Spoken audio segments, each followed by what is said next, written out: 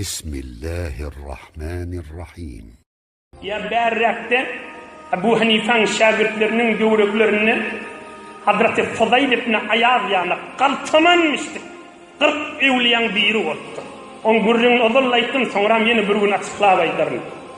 Fudayl ibn Ayaz yani cavanmış, kaltamanmış, tövbe ediptir. Hemmelerin razı ediptir. Kunna na'udduhu minel ebdal. Ebu Hanife'nin şagirdleri ayeti 40 veliyin bir divaydırdık sanni vaydiyada. Yeni bir devir var, ömrü tamam var. Şu nasihati eştiye hamana, şu mahalın gördüğünü. Ey can Huday ben yanlıştım diye Huday tavbasını kabul edecek. Ohum yönü bir yaş oğlun amanı diye daha onu minni ölecek bulumda şeydarına. Minni ululumda şeydarın. Yine şeytanın bahanası diyenim, yanlışlıkla açıklamaydarın diyenim. Şeytan derrumun ağzını veriyor, şidirek Hudayın rahmatından ağzalan gurrunu şeytan derru şu yolun ağlayar. Okuyup verelim.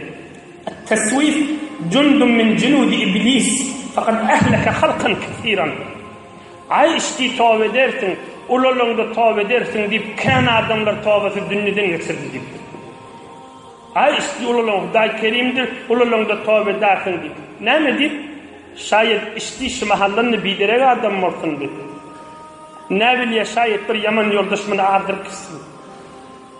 Ne bilye yüreğimden kıtısın. Ne bilye şayet ertiği bir başına iş düşsün, kellesin aşımana el yetmesin. Yerden tezmin ediptir ertiğisini. Şayet ertiği başına bir musibet yetişsin, yerden yevun özdemene yetişmesin, ne bilye. Şayet ertiği bir miritçiliğe düşsün, hiç sada yaramasın. Ya bir merid özdemeli olsun. Doğrudur merid özdemek, meridçilik Allah'ın savgıdıdır. İbadete yaramasa neyme? Sağ vaktinde etmedi, o merid vaktinde de yaramasa. Ya karrı yanında yaramasa. Şayet de ona yetmeni yere girsin. Onun tezmini, onun zamanatı yerde onunla. Şeytan bıraktır yada salmayada. Ay onu minni ululumda şu direk tövbe ederin diye. Şu ululumda tövbe ederin diyse ama min ululumda tövbe edecek değerliydi de şu. Ya min araday Ramazan mübarek bir iş edecek diyse yönü şeytan şunun ağzını avadallah baytiye. Min Ramazan'a şu işi edecek değerliydi de şu. Min imtihanatım geçti min Hudayın yolunu girecek diyse ne vakt verdi de ama Araplar tesvif diye iştiye derin sonra mı derin diyor. Sonra şu işi edecek değerliydi de yönü devruğunu alıyor belki öğüdünü alır kavkepli. Yoksa Hudayın rahmetiken kimi şişsi mahalın gördüğünü. Bir yaşılış kefi eşitte Allah'ın kastı açıklayıp aytmalı şuna. İman menen ötecek bollaymalı.